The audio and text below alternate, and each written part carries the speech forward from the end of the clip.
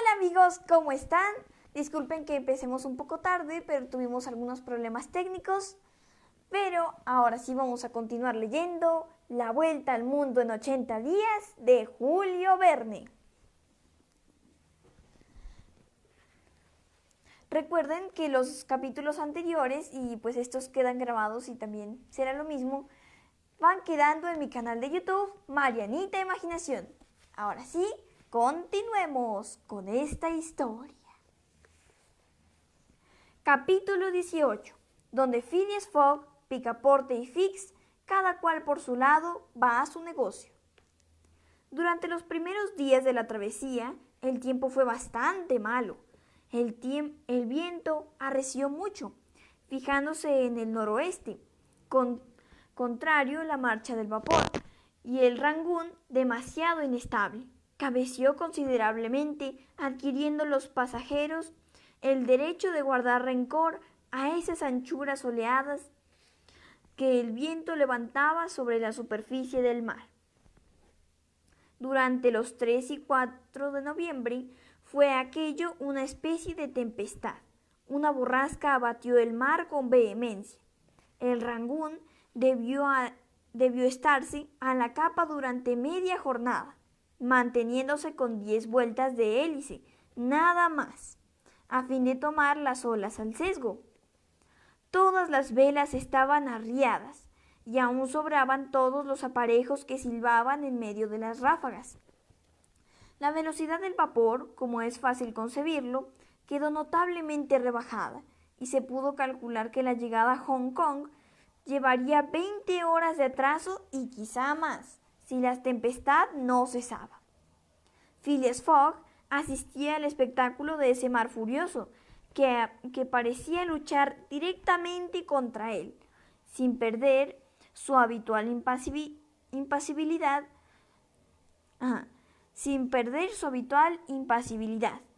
Su frente no se oscureció ni un instante. Sin embargo, una tardanza de 20 horas podría comprometer su viaje, haciéndole perder la salida del vapor de Yokoyama. Pero este hombre sin nervios no experimentaba ni impaciencia ni aburrimiento. Hasta parecía que la tempestad entraba en su programa y estaba prevista. Mistress Aouda, que habló de este contratiempo con su compañero, lo encontró tan sereno como siempre. Fix no veía las cosas del mismo modo. Al contrario, la tempestad le agradaba. Su satisfacción no tendría límites si el Rangoon llegase a verse obligado a huir ante la tormenta. Todas estas tardanzas le cuadraban bien, porque pondrían a Mr. Fogg en la necesidad de permanecer algunos días en Hong Kong. Por último, el cielo con sus ráfagas y borrascas estaba a su favor. Ya. Me perdí. Se encontraba algo indispuesto, pero esto era lo de menos. No hacía caso de sus náuseas, y cuando su cuerpo se retorcía por el mareo, su ánimo se ensanchaba con satisfacción inmensa.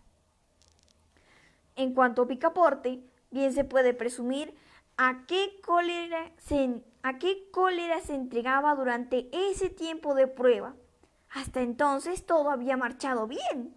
La tierra y el agua parecían haber estado a disposición de su amo. Vapores y trenes, todo obediente. El viento y el vapor se habían concertado para favorecer el viaje.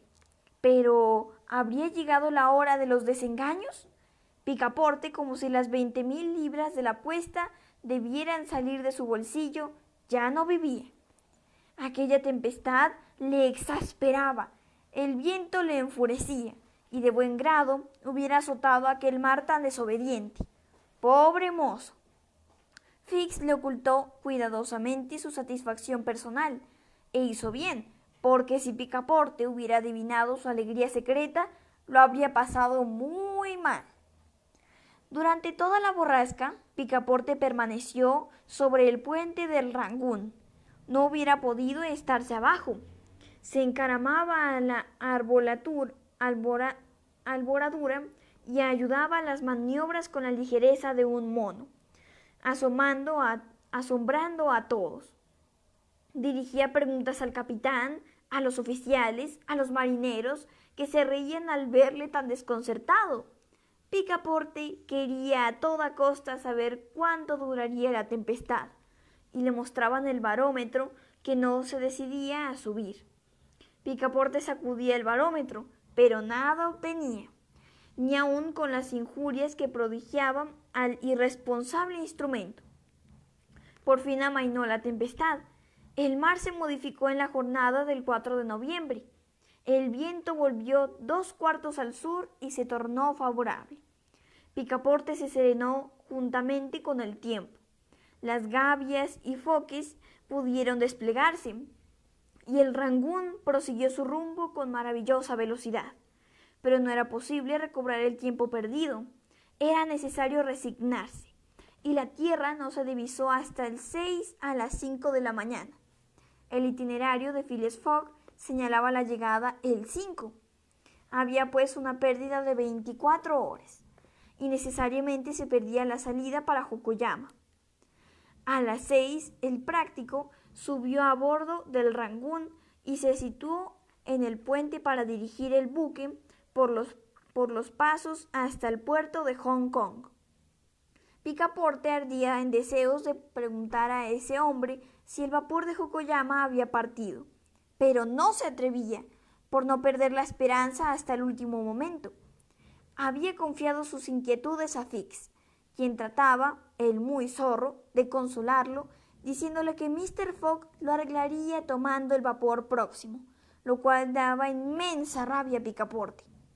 Pero si Picaporte no se aventuraba a hacer preguntas al práctico, Mr. Fogg, después de haber consultado su Broadshow, le preguntó con calma si sabía cuándo saldría un buque de Hong Kong para Yokoyama. «Mañana, a primera marea», respondió el práctico.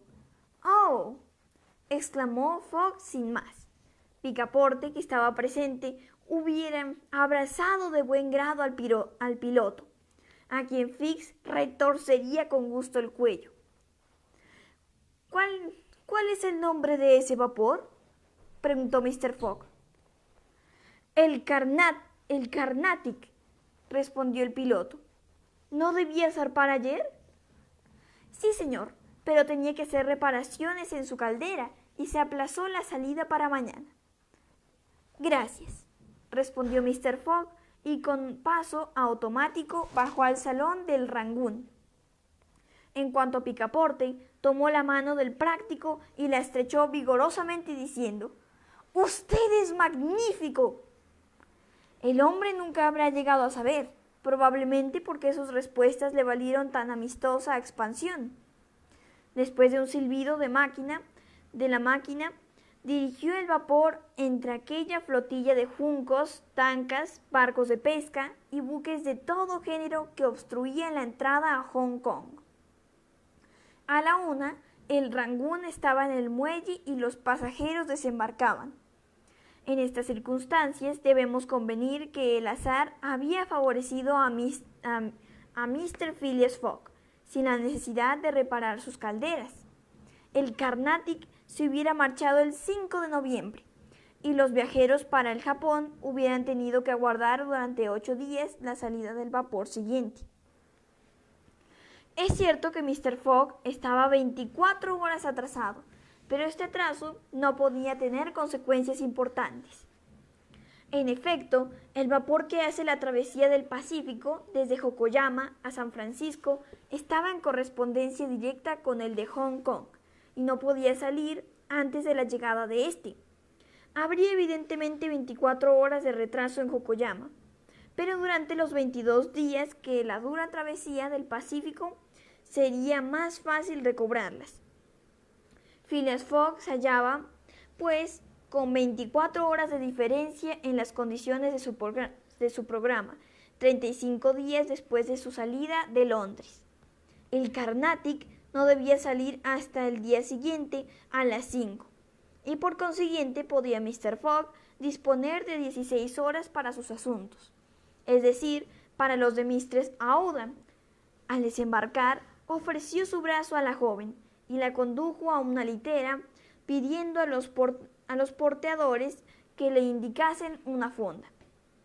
Le designaron el hotel del club, a donde llegó el palanquín 20 minutos después, seguido de Picaporte.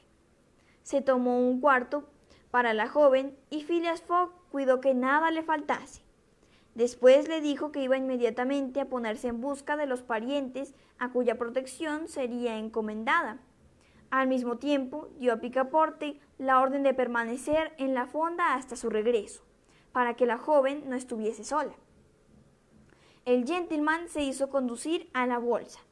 Allí conocerían probablemente a un personaje como el honorable G, que era uno de los más ricos comerciantes de la ciudad. El sujeto a quien se dirigió Mr. Fogg conocía en efecto al joven Parsi, pero hacía 2 años que éste, después de haber hecho fortuna, se había ido a establecerse en Europa, en Holanda según se creía, lo cual se explica por las numerosas relaciones que había tenido con este país durante su existencia comercial. Phileas Fogg volvió al hotel del club y al punto se presentó ante Mistress Aouda, a quien sin más preámbulo le manifestó que el honorable Yehi no residía en Hong Kong, habitando probablemente en Holanda. Mistress Aouda no respondió nada, se pasó la mano por la frente y estuvo meditando durante algunos instantes. Después dijo con una suave voz: «¿Qué debo hacer, Mr. Fogg?» «Muy sencillo», respondió el gentleman, «venir a Europa». «Pero yo no quiero abusar». «No abusa, y su presencia no entorpece mi programa». «¿Picaporte?» «Señor», respondió Picaporte, «vaya al Carnatic y reserve 3 camarotes».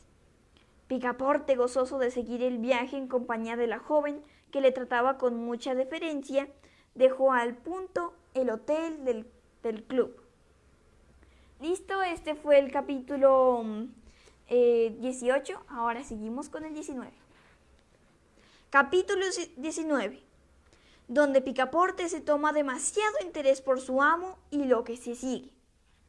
Hong Kong no es más que un islote cuya posesión quedó asegurada para Inglaterra por el Tratado de Nanking, después de la guerra de 1842.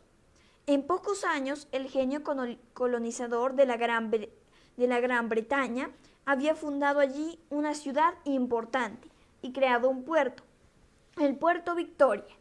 La isla se halla situada en la desembocadura del río del Cantón, habiendo solamente 60 millas hasta la ciudad portuguesa de Macao, construida en la ribera opuesta. Hong Kong debía por necesidad vencer a Macao en la lucha mercantil, y ahora la mayor parte del tránsito chino pasaba por la ciudad inglesa. Los docks, los hospitales, los muelles, los depósitos, una catedral gótica, la casa del gobernador, calles empedradas, todo haría creer que una de las ciudades de los condados de Kent o Surrey, atravesando el esferoide terrestre, se ha trasladado a ese punto de la China, casi en las antípodas. Picaporte se dirigió con las manos metidas en los bolsillos hacia el puerto Victoria, mirando los palanquines, las carretillas de vela, todavía usadas en el celeste imperio, y toda aquella muchedumbre de chinos, japoneses y europeos que se apiñaba en las calles. Con poca frecuencia, aquello era todavía muy parecido a Bombay, Calcuta o Singapur. Hay un rastro de ciudades inglesas así alrededor del mundo. Picaporte llegó al puerto Victoria.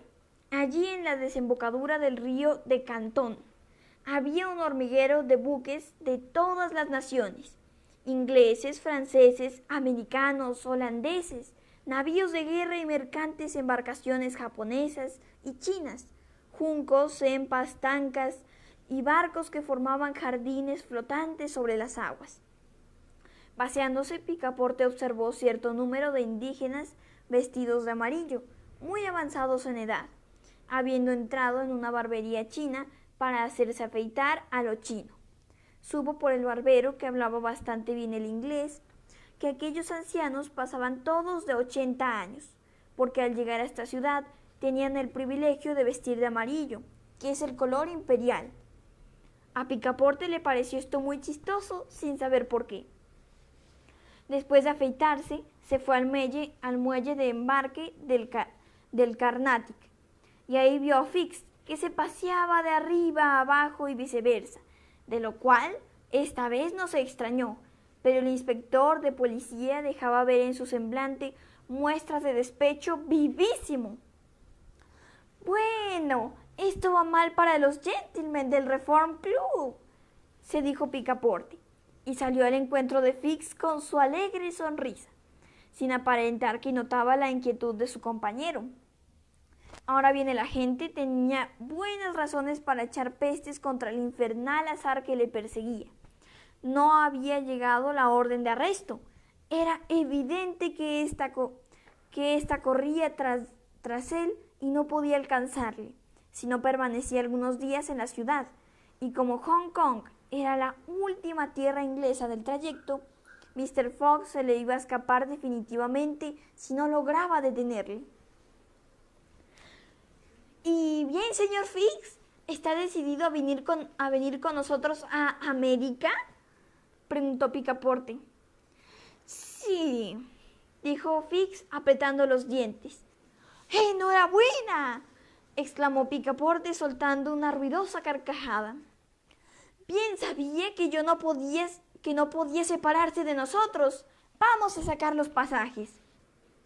Y ambos entraron en el despacho de los transportes marítimos, tomando camarotes para 4 personas. El empleado les advirtió que ya estaban concluidas las reparaciones del Carnatic, que se partiría aquella misma noche a las 8, y no al siguiente día como se había anunciado. Muy bien, dijo Picaporte, esto no vendrá mal a mi amo, voy a avisarle. En aquel momento, Fix tomó una resolución extrema. Resolvió decírselo todo a Picaporte. Era este el único medio de retener a Phileas Fogg durante algunos días en Hong Kong. Al salir del despacho, Fix invitó a su compañero a una taberna. Picaporte tenía tiempo y aceptó. Había en el muelle una taberna de atractivo aspecto. Entraron. Era una extensa sala bien adornada. En el fondo había una tarima de campaña, guarnecida de almohadas, donde dormían varias personas en desorden. Unos 30 consumidores ocupaban de la gran sala unas mesitas de junco tejido. Los unos paseaban pintas de cerveza inglesa, ale o porter, los otros copas de licores, gin o brandy. Además, muchos fumaban largas pipas de barro colorado, llenas de bolitas mezclado con esencia de rosa. De bolitas de tabaco mezcladas con esencia de rosa. Después, de vez en cuando, algún fumador enervado caía bajo la mesa, y los mozos, tomándolo por los pies y la cabeza, lo llevaban al tinglado para que allí durmiera tranquilamente. Estaban allí colocados unos 30 de estos embriagados, unos junto a otros, en el último grado del embrutecimiento. Fix y Picaporte comprendieron que habían entrado en un fumadero frecuentado por varias personas, enflaquecidos, ya con poco cerebro, a quienes la mercantil Inglaterra vende anualmente 260 millones de frascos de ese funesto horror para fumar. Tristes millones cobrados sobre uno de los vicios más funestos de la naturaleza humana. Bien, ha procurado el gobierno chino remediar este abuso por medio de las leyes severas, pero en vano, de la clase rica, a la cual estaba al principio formalmente reservado el uso de esto para fumar.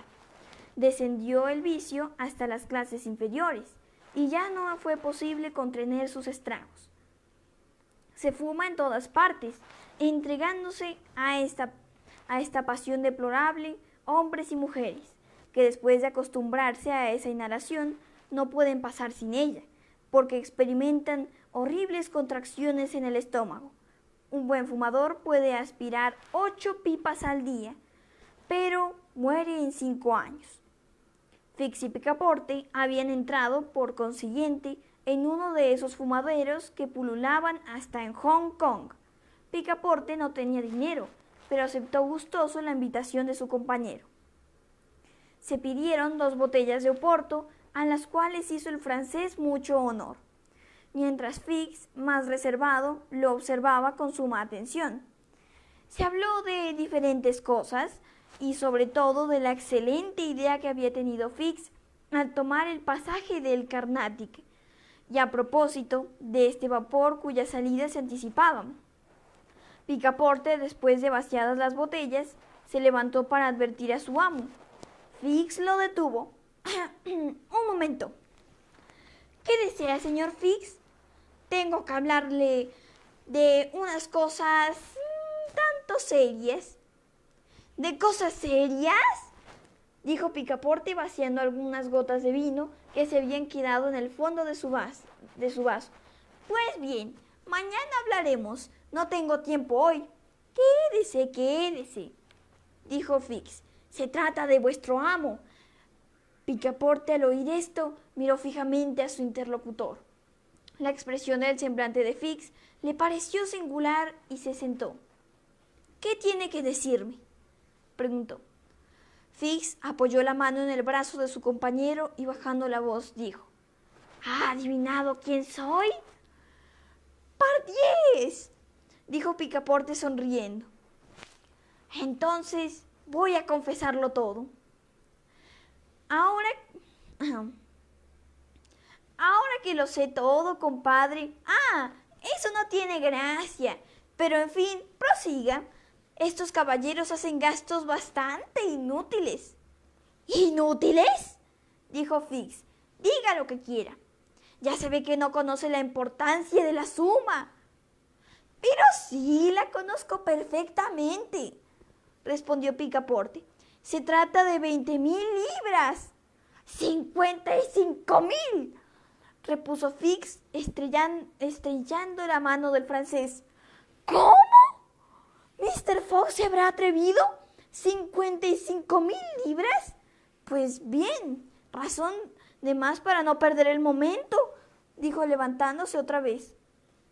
55,000 libras, repuso Fix, que hizo sentar de nuevo a Picaporte, después de haber hecho traer un frasco de brandy. Y salgo bien librado. Gano una prima de 2,000 libras. ¿Qué le parece 500 con la condición de ayudarme? ¿Ayudarle?, exclamó Picaporte, cuyos ojos se abrían desmesuradamente. Sí, ayudarme a detener a Mr. Fogg durante algunos días en Hong Kong. ¿Qué está diciendo? ¿Cómo? ¿No contentos con hacer seguir a mi amo, dudando de su lealtad, esos caballeros quieren además obstaculizarle? ¡Qué vergüenza! ¿Qué quiere decir?, preguntó Fix. Quiero decir que eso es muy poco decente. Eso equivale a despojar a Mr. Fogg y tomarle el dinero del bolsillo. Pues de eso precisamente se trata. Pero es una inmoralidad, dijo Picaporte, animándose por la influencia del brandy que le servía a Fix y que bebía sin darse cuenta. Una verdadera inmoralidad. Unos caballeros, unos colegas. Fix empezaba a no comprender. Unos colegas, exclamó Picaporte, miembros del Reform Club. Sepa, señor Fix, que mi amo es un hombre honrado y que cuando hace una apuesta trata de ganarla lealmente. Pero, ¿quién cree usted que soy yo?, preguntó Fix, clavando su mirada en Picaporte. Pardiez, un agente de los individuos del Reform Club, con la misión de vigilar el itinerario de mi amo, lo cual es altamente humillante. Así es que, si bien hace algún tiempo que he adivinado vuestro oficio, me he guardado muy bien de revelárselo a Mr. Fogg. ¿No sabe nada?, respondió con viveza Fix. Nada, respondió Picaporte, vaciando otra vez su vaso. El inspector de policía se pasó la mano por la frente y vacilaba antes de tomar la palabra. ¿Qué debía hacer? El error de Picaporte parecía sincero, pero dificultaba todavía más su proyecto. Era evidente que el muchacho hablaba con absoluta buena fe y que no era cómplice de su amo, lo cual hubiera podido recelar Fix. Pues bien, dijo, puesto que no es cómplice suyo, me ayudará. El agente había afirmado en su resolución y por otra parte no había tiempo que perder. A toda costa era necesario prender a Fogg en Hong Kong. Escuche, dijo Fix, escuche bien. Yo no soy lo que se supone, es decir, un agente del Reform Club. Bah, dijo Picaporte mirándole con aire burlón. Soy inspector de policía encargado de una misión metropolitana. ¿Inspector de policía? Sí, lo pruebo, repuso Fix. Mi título. Y el agente, sacando un papel de la cartera, enseñó a su compañero un nombramiento firmado por el director de la Policía Central. Picaporte miraba atónito a Fix, sin poder articular una sola palabra. La apuesta de Mr. Fogg, prosiguió Fix, no es más que un pretexto, y son víctimas usted y sus compañeros del Reform Club, porque tenía interés en asegurarse vuestra inconsciente complicidad. ¿Y por qué? Exclamó Picaporte. Escuchad, el día 28 de septiembre último se perpetró el Banco de Inglaterra, un robo de 55,000 libras, obra de un individuo cuyas señas pudieron recogerse. He aquí esas señas que son una por una las de Mr. Fogg. ¡Quita!, dijo Picaporte golpeando la mesa con su robusto puño. Mi amo es el hombre más honrado del mundo. ¿Qué sabe? Puesto que ni siquiera lo conoce, ha entrado a servirle el día de su partida y se marchó precipitadamente con ese pretexto insensato, sin equipaje, inflemándose de una gruesa suma y llevándose una gruesa suma. ¿Y se atreve a sostener que es un hombre de bien? Sí, dijo maquinalmente el pobre mozo. Ajá. ¿Desea, pues, que la prendan como cómplice suyo? Picaporte se había asido la cabeza con ambas manos. No parecía el mismo. No se atrevía a mirar al inspector de policía. Phileas Fogg, ladrón, el salvador de Aouda, el hombre generoso y valiente. Y sin embargo, cuántas presunciones contra él. Picaporte trataba de rechazar las sospechas que invadían su entendimiento. No quería creer la culpabilidad de su amo. En fin, ¿qué quiere de mí? Preguntó a la gente de... En fin, ¿qué quiere de mí? Preguntó a la agente de policía, dominando su nerviosismo con esfuerzo supremo. He seguido a Mr. Fogg hasta aquí, pero no he recibido todavía el mandamiento de prisión que he pedido de Londres. Es necesario que me ayude a detenerle en Hong Kong. ¿Yo? Y nos repartiremos la prima de 2,000 libras prometidas por el Banco de Inglaterra. ¡Jamás!, respondió Picaporte, que se quiso levantar y volvió a caer, sintiendo que su razón y sus fuerzas faltaban a un tiempo. Señor Fix, dijo tartamudeando, aun cuando fuese verdad todo lo que me ha dicho, aun cuando mi amo fuese el ladrón que busca, lo cual niego, he estado y estoy a su servicio. Es bueno y generoso. Venderlo jamás, no, ni por todo el oro del mundo. Soy de un lugar donde no se come pan de esa especie. ¿Se niega? Me niego. Supongamos que nada he dicho, respondió Fix. Y bebamos. Sí, bebamos. Picaporte se sentía cada vez más invadido por la embriaguez. Comprendiendo Fix que era necesario a toda costa separarlo de su amo, quiso rematarlo.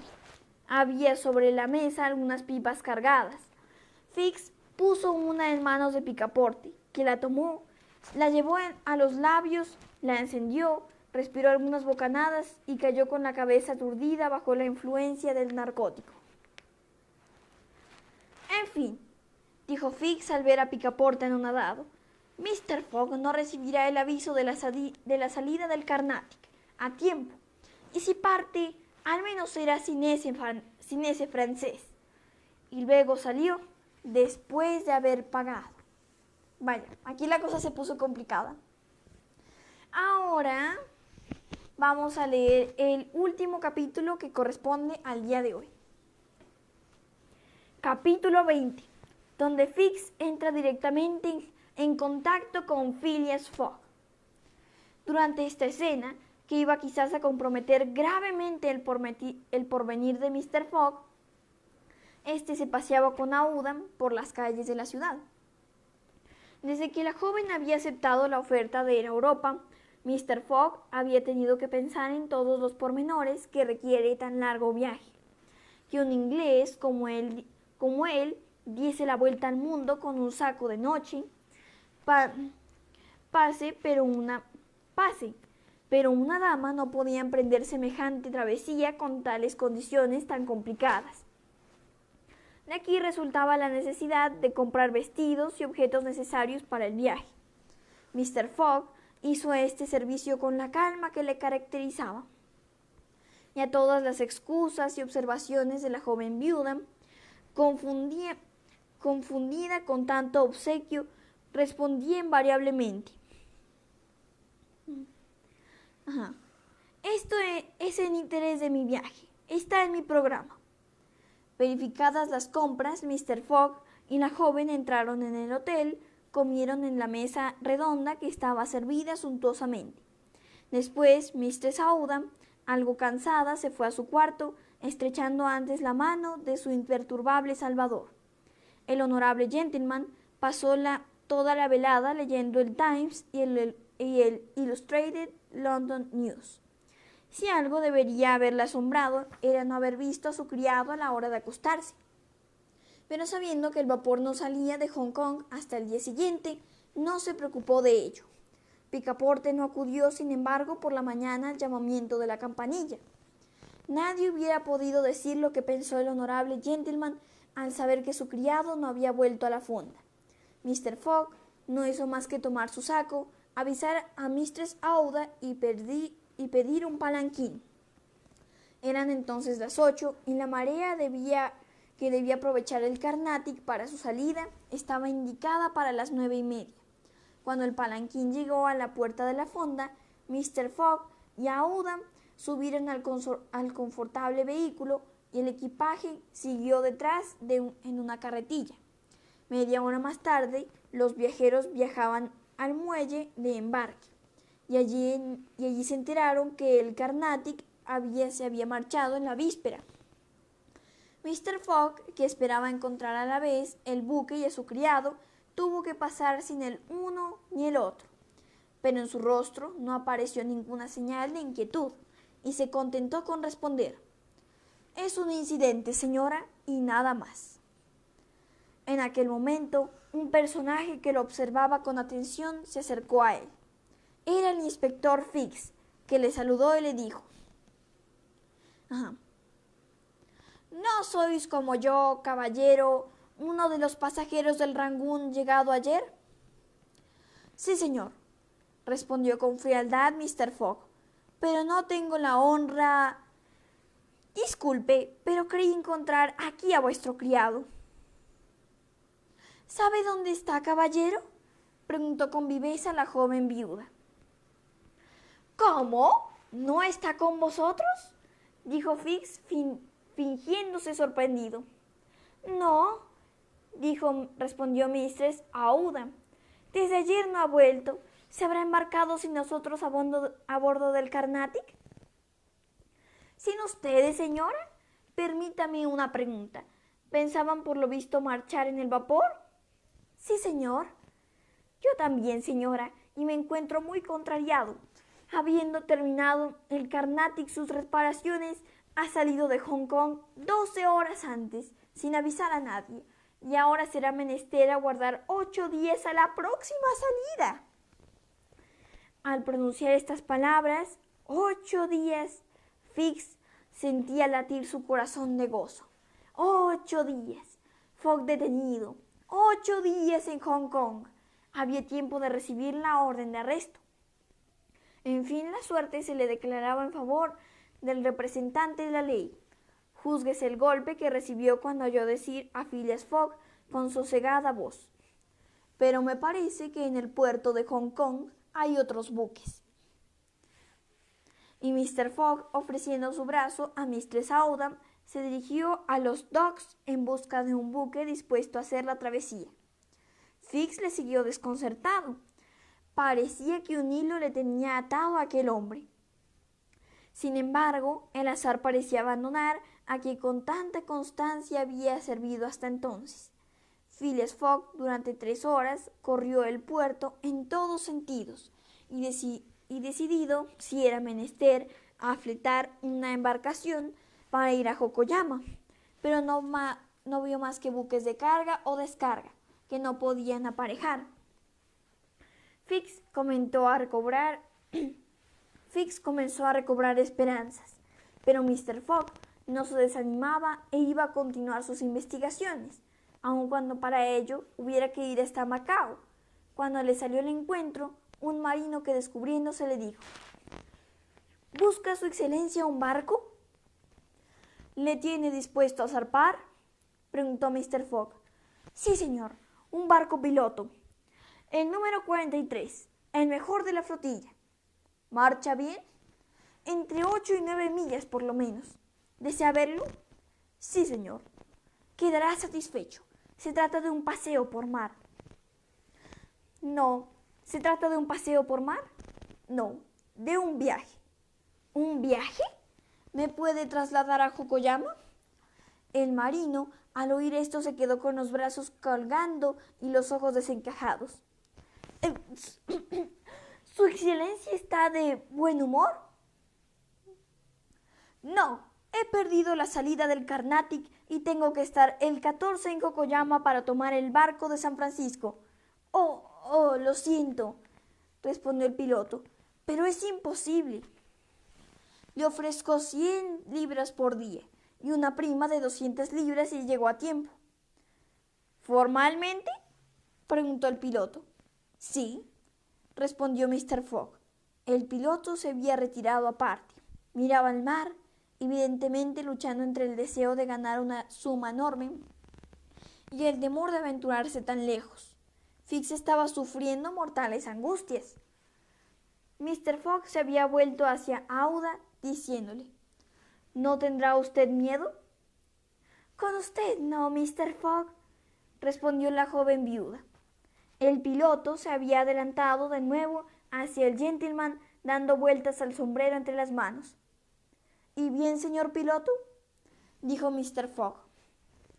Pues bien, no puedo arriesgar ni a mis hombres, ni a mí, ni a vos mismo en tan larga travesía sobre una embarcación de 20 toneladas en esta época del año. Además, no llegaríamos a tiempo, porque hay 1.650 millas de Hong Kong a Yokoyama. 1.600 tan solo, dijo Mr. Fogg. Lo mismo da. Fix suspiró aliviado. Pero, añadió el piloto, habría quizá medio de arreglar la cosa de otro modo. Fix contuvo la respiración. ¿Cómo?, preguntó Phileas Fogg. Yendo a Nagasaki, en la punta meridional del Japón, 5.100 millas, o a Shanghái, a 800 millas de Hong Kong. En esta última travesía nos separamos poco de la costa china, lo cual sería una gran ventaja, tanto más cuando que las corrientes van hacia el norte.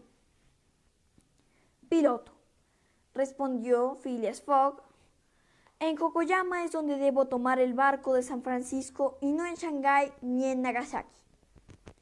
¿Por qué no? El vapor de San Francisco no sale de Yokoyama, sino que hace allí escala como en Nagasaki, siendo Shanghái su punto de partida. ¿Está seguro de lo que dice? Segurísimo. ¿Y cuándo sale el vapor de Shanghái? El 11, a las 7 de la tarde. Tenemos 4 días para llegar, eso es 96 horas, y con un promedio de 8.000 libras por hora si tenemos fortuna, si el viento es del sureste y la mar está bonancible, podemos salvar las 800 millas que nos separan del Shanghái. ¿Y cuándo podemos partir? Dentro de una hora. El tiempo de comprar víveres y aparejar. Asunto convenido. ¿Es usted el patrón del buque? Sí, señor. Soy John Bunsby, patrón de la tankadera. ¿Desea un adelanto? Pues, si no sirve de molestia a su excelencia. 200 libras a cuenta, caballero, añadió Phileas Fogg, volviéndose hacia Fix. Si quiere aprovechar... iba a pedirle ese favor, respondió resueltamente Fix. Pues bien, dentro de media hora estaremos a bordo. Pero ese pobre muchacho, dijo Mistress Aouda, a quien la desesperación de Picaporte preocupaba mucho. No se preocupe, señorita. Voy a hacer por él cuanto pueda, respondió Phileas Fogg. Y mientras Fix, nervioso, calenturiento, rabioso, se dirigía al barco, ambos se fueron a las oficinas de policía de Hong Kong. Allí, Phileas Fogg dio señas de Picaporte y le dio una cantidad suficiente para que lo mandasen a Europa. La misma formalidad se cumplió en el consulado de Francia. Y después de haber recogido el equipaje en el hotel, volvieron al puerto. Daban las 3. El barco con su tripulación a bordo y sus víveres embarcados estaba a punto de zarpar. Era la tankadera, una bonita goleta de 20 toneladas, delgada de proa, franca de corte, muy prolongada en su línea de agua, parecía un yacht de carretera. Sus cobres brillantes, sus herrajes galvanizados, su puente blanco como el marfil, indicaban que el patrón, John Bunsby, entendía muy bien su oficio. Sus 2 mástiles se inclinaban algo hacia atrás. Llevaba cangreja, menzana, trinquete, foques, cuchillos y botalones. Y podía aparejar bandola para viento en popa. Debía marchar maravillosamente, y de hecho había ganado ya varios premios en las regatas. La tripulación de tankadera se componía del patrón, John Bunsby, 4 hombres, y de 4 hombres. Eran marineros atrevidos que en todo tiempo se aventuraban en empresas difíciles y conocen admirablemente aquellos mares. John Bunsby, hombre de 45 años, vigoroso, de tez morena, viva la mirada y figura energética, actitud bien plantada, hubiera inspirado confianza a los más recelosos. Phileas Fogg y Mistress Aouda pasaron a bordo, donde ya se encontraba Fix. Por la carroza de popa de la goleta se bajaba una cámara cuadrada, cuyas paredes se arqueaban por encima de un diván circular. Había una mesa alumbrada por una lámpara a prueba de vaivén. Era aquello muy pequeño, pero muy limpio. Siento no poder ofrecerles una cosa mejor, dijo Mr. Fogg a Fix, quien se inclinó sin responder. El inspector de policía sentía cierta humillación al aprovechar los obsequios de Mr. Fogg. Seguramente es un bribón muy cortés, pero es un bribón, se decía. A las 3:10 se izaron las velas. El pabellón de Inglaterra ondulaba en el cangrejo de la goleta. Los pasajeros estaban sentados en el puente. Mr. Fogg y Mistress Aouda dirigieron una postrer mirada al muelle a fin de ver si Picaporte aparecía. Fix no dejaba de tener miedo, porque la casualidad hubiera podido guiar hasta aquel paraje al desgraciado muchacho, a quien había tratado tan indignamente, y entonces hubiera habido una explicación desventajosa para el agente. Pero el francés no apareció, y sin duda estaba todavía bajo la influencia del embrutecimiento narcótico. Por fin el patrón, John Bunsby, pasó mar fuera, y tomando el viento con cangreja, menzana y foques, se alzó ondulando sobre las aguas. Bueno, esos fueron los capítulos de hoy. Ay, pobre Picaporte. Pero bueno, como ven, él fue, pues, aunque pues como estaba demasiado angustiado y pues se dejó llevar por la angustia, pues ni se dio cuenta de lo que hacía. Pero a la final pues terminó confiando en Phileas Fogg. Ahora les voy a explicar la actividad. La idea es que ustedes escriban un poema sobre alguno de los personajes de la historia. Puede ser su personaje favorito. Y hay varios. Está Phileas Fogg, Picaporte, Audam, incluso Fix. O, por ejemplo, si se acuerdan de Cuny, creo que se pronuncia, el elefantito. De cualquier personaje. El que ustedes quieran, o si quieren hacer un poema de varios, también se puede. Aquí voy a darles un ejemplo. Yo preparé 2 poemas, uno para Phileas Fogg y otro para Picaporte. Entonces, aquí voy. Phileas Fogg. Phileas Fogg, siempre al ritmo de un reloj, siempre un velo de niebla que oculta la emoción. Señor Phileas Fogg, por una promesa, una gran proeza es capaz de realizar. Fogg, el jefe de la Sociedad de las Nieblas. Nadie sabe con exactitud qué hay en su mente, al son de un tic-tac, tal vez solo su maquinal precisión. Con un velado corazón de oro, Phileas, más misterioso es. Del club de la sombra rara vez sale. Señor Phileas Fogg, el metódico gentleman de Savile Row, el excéntrico apostador y jugador despreocupado del whist, el aparente resbaladizo ladrón de un gran banco. En todas sus caras, Phileas Fogg es. Bueno, ese fue el poema que yo hice de Phileas Fogg y ahora sigue el de Picaporte. Este se llama Señorito Juan Picaporte. Inicia. Rapidín, rapidín, graciosín y emocionadín. Ja, ja, ja, el parisense risueño de apodo chistosín, de agilidad máxima y de humor simpático. Pero si es Juan Picaporte, el valiente, noble y amigable Picaporte. El despistadín que puede dejar ardiendo su habitación por su propia cuenta y al día siguiente ser el héroe de las Indias. Saltarín y comunicativo, el gorrión que alegra los días. El caballero servidor de los caballeros. El leal, en rapidín, emocionadín, graciosín, chistosín, despistadín y saltarín, el valiente y noble Juan Picaporte.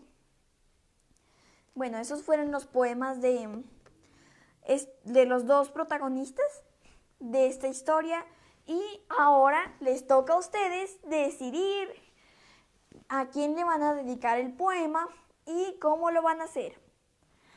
Ahora pues vamos a finalizar esta reunión y nos vemos la próxima semana. ¡Adiós!